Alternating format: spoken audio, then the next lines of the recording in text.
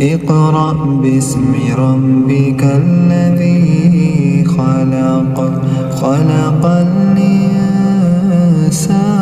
من علق اقرأ وربك الأكرم الذي علم بالقلم علم الإنسان ما لم يعلم كلا إن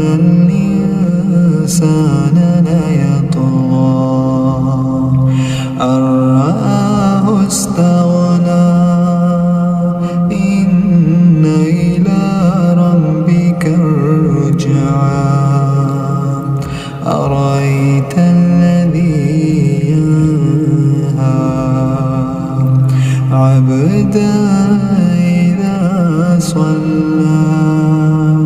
أرأيت إن كان على الهدى أو أمر بالتقوى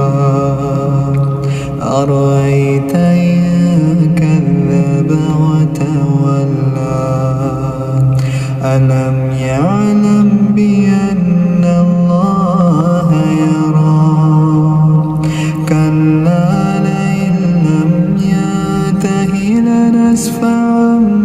بالناصية